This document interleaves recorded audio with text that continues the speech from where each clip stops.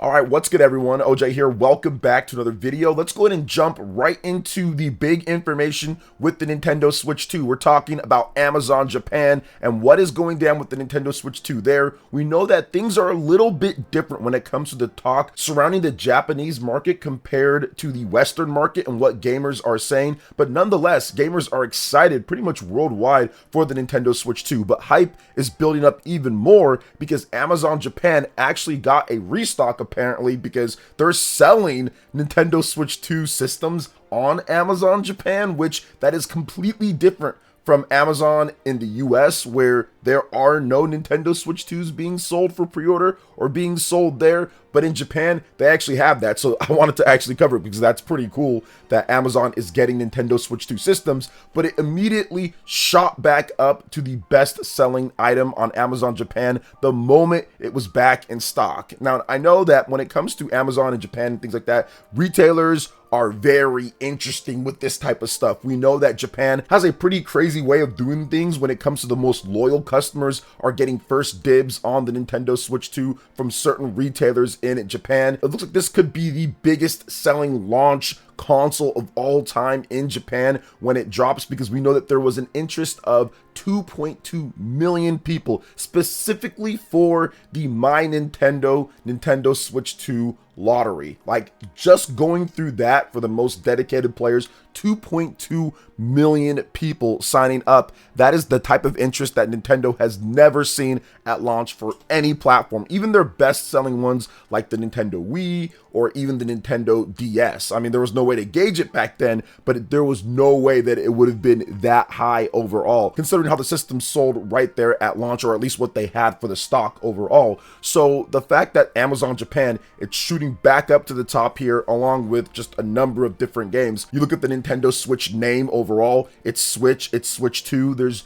zero confusion. So you can definitely criticize some things when it comes to how the rollout has been for information with the Nintendo Switch 2, but you cannot criticize in terms of people knowing the name and the exact marketing plan overall, because people know exactly what this system is. They know exactly what it is, and it's very easy to say, okay, this is your Switch 1, this is now your Switch 2, and obviously Japan is going to be buying a lot of these overall. But yeah, I thought it was interesting that yes, they're getting restocks there, which is definitely good. We know that Nintendo already stated that they were going to have problems supplying the 2.2 million to the just My Nintendo overall, because that doesn't count the rest of Japan and all the other retailers. So I think that, yeah, this could ultimately be the biggest or best launch ever for a video game system when it comes to sales. It's going to be on Nintendo, though, to keep the games flowing, keep the stuff happening with Nintendo Switch 2. There needs to be drops all the time.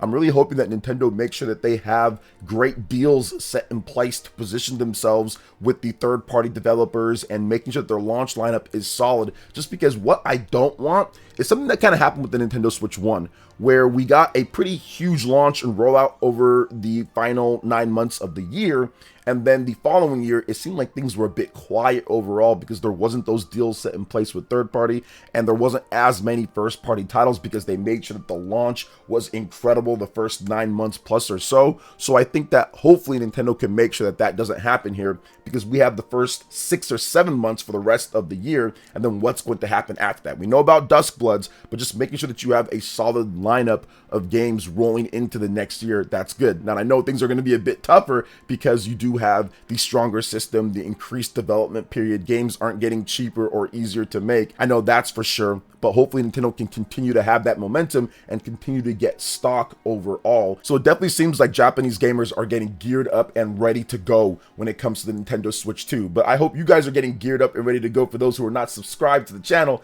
hit that subscribe button. I'd really appreciate it. Hit that like button and click that notification bell if you are enjoying this Nintendo Switch 2 content. Now let's go ahead and jump into the next thing here, and it's a very interesting thing that an analyst said recently about the Nintendo Switch 2 and the popularity that it's having. Now, there's been some little fun poked on this on Twitter, and some of my other fellow content creators have talked about what Mr. Matt Piscatella had to say in a recent interview with Games Radar, but I do actually respect his opinion when it comes down to it. I just want to make a couple different adjustments overall when it comes down to what's being said here, or at least give my take on it. So in this interview, he talked about the Nintendo Switch 2 launch and what's happening with it. And he starts off by saying, quote, "I think that the thing with this is that if you have such an enthusiastic, dedicated audience, that I don't think the launch lineup matters at all," Piscatella told Games Radar Plus. "What matters, I think, is the lineup as it looks 6 months in, when you have to start really trying to go after the more mass market or console enthusiast buyer, not just the Nintendo dedicated fan,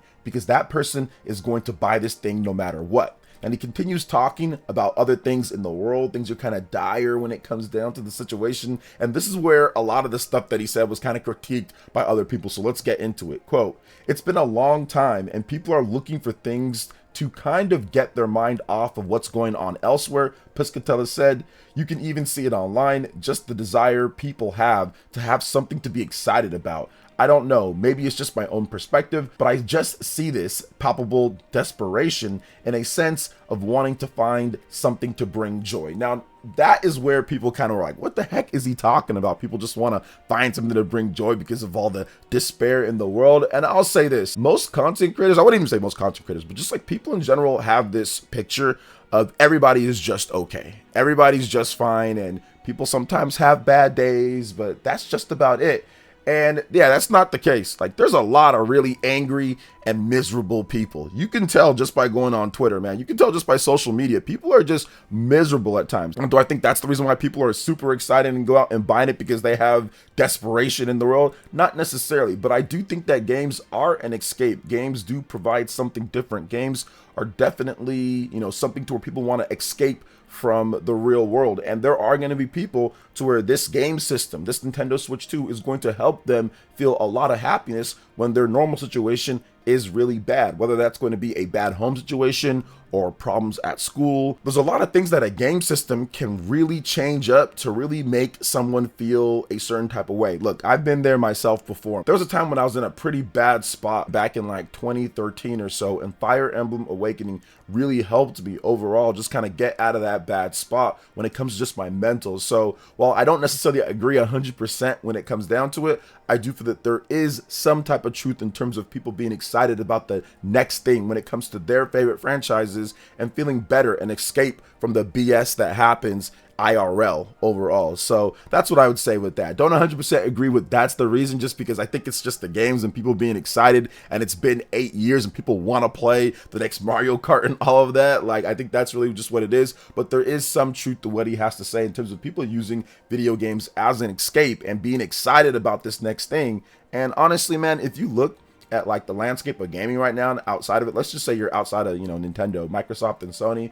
I mean, there's definitely some things to be desired for some people, not for everyone, but for some people. This generation has been a little bit meh overall. So I think that some people are in that same boat when it comes to just looking forward to playing, some Nintendo higher quality games than what we got with the Nintendo Switch 1 at least. So that's my thought on that. I know everyone might not agree, but that's kind of how I feel. You guys let me know how you feel in the comment section. But now let's get into some of these rumors here with Rockstar and some other older titles getting remastered for the Nintendo Switch 2, Xbox, and PlayStation as well. So this comes from a pretty notable leaker here. Mr. Tez2 says that there will be an upgraded version, a port of Grand Theft Auto 4 coming to modern platforms. Now, the question was phrased, have you by chance heard anything about a potential GTA 4 remaster / port for modern gen consoles? And this is what Mr. Tez had to say. Someone at Rockstar hinted at the 4 port, and by now it should have gone up to a year in development. We may end up seeing it drop later this year, and it's one more reason, in addition to existing reasons, the LCPP mod was taken down. If they still follow their plan laid out from the pandemic days, they'll do a Max Payne 3 port after 4. So that is an opportunity to do a bundle or definitive edition, Max Payne 1 and 2 remakes and Max Payne 3 ports. So this is definitely exciting for people who do like the old school Rockstar. back then, let me tell you guys something. Rockstar used to do more than Shark Cards and GTA Online. Honestly, I kid you not. I mean, obviously, most of you guys already know this, but if you don't know, man, Rockstar used to actually make games. Multiple Max Paynes, multiple GTAs. They made table tennis. They made all sorts of stuff. Multiple Red Dead games. I mean, well, not multiple. They didn't have Red Dead before them. But anyway, they made a lot of stuff. Like, Rockstar actually made titles. They had Bully. They had all sorts of cool stuff, man. So, I mean, if they can bring those games back, obviously that era is over. And I think Rockstar's made it very clear that they're not going to be returning to actually making all different types of games. But if they can just bring back a lot of those games and put them on modern consoles, that would be good enough for most people, considering they have a pretty long backlog of games that are not ported to modern systems. Now, there's some backwards compatibility that you can do, or maybe you can find them on PC and play in that way, but it would be great to have PlayStation 5, Xbox Series native, in addition to Nintendo Switch 2 native versions of Bully, of Max Payne, of GTA 4, of these games. Now, I think the interesting thing would be if they bring over GTA 4 to the Nintendo Switch 2, do they bring over GTA 5, which is still not on the Nintendo Switch at all? So I think that'd be pretty cool, because they did bring over the GTA trilogy, which was riddled with all sorts of issues, but ended up getting patched to be better on the Nintendo Switch and other systems. So I think it'd be pretty cool if they, one, released the update for a Nintendo Switch 2 version of the GTA trilogy, and then two, brought over all this stuff that we're talking about here. Max Payne 1 and 2, Max Payne 3. That would be dope to have on the Nintendo Switch 2. People still play Max Payne 3 to this day, considering the shooting and the mechanics and the story in that game. GTA 4, I don't like that game at all. Well, I mean, it's okay. I played it and beat it back in the day, but I told myself, man, I'm done with GTA after this.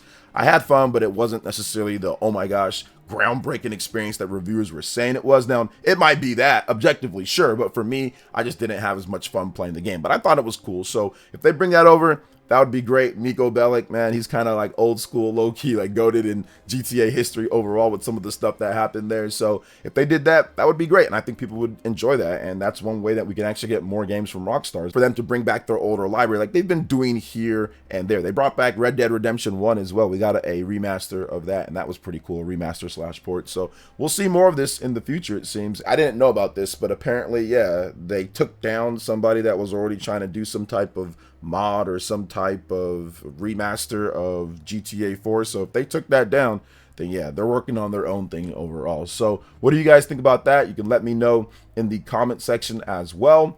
But now we're going to get to the final topic here. The Famitsu sales have finally come back, and what it shows is that there is a hunger, there is a longing, there is something that is happening with the Nintendo Switch 2. It is brewing up, because the console sales have pretty much tanked across the board. But we did also get the first sales numbers for the 100 line Last Defense Academy for the Nintendo Switch, and Clear Obscure Expedition 33 for the PlayStation 5. So when it comes to the 100 line Last Defense Academy, that sold 26,732 retail units. Now remember, this does not include digital sales at all. So if you include digital, we're probably looking at 30,000 units plus for the past couple weeks, because this is from April 21st to May 4th, 2025. Clear Obscure Expedition 33, that was in at number 4 with 9,825 units, but that game, it's going to sell way more in the West, and I'm pretty sure that they probably shipped no copies of the game, because that game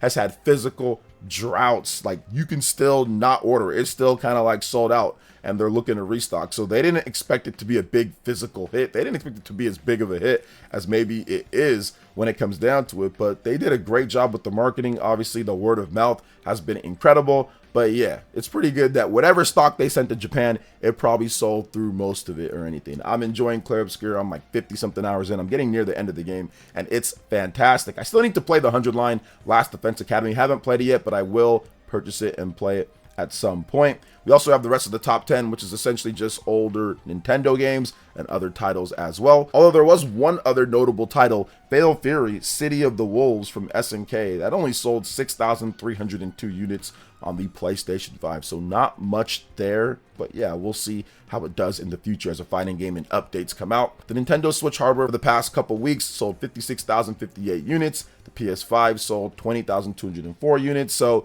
that's okay, but that's essentially like 25,000 units plus for the Nintendo Switch, and then about 10,000 or so for the PlayStation over that course of time. So sales when it comes to consoles are definitely tanking. And really, they're just waiting for the Nintendo Switch 2. Everyone's just kind of waiting for that system. But especially in Japan, the Nintendo Switch 2, people are just waiting for that. And then once that comes out, that's really going to be the new #1, kind of moving into the best sellers. But what do you guys think overall when it comes to this big Nintendo Switch 2 update and more? Let me know in the comment section below. All right, guys, that wraps it up for this video here. Thank you so much for watching. I do appreciate it. Please make sure you hit that like button, subscribe if you're someone new, click that notification bell, and check out my other Nintendo Switch 2 RPG news and more right here on screen. Thanks for watching, and we'll catch you guys for the next one. Peace.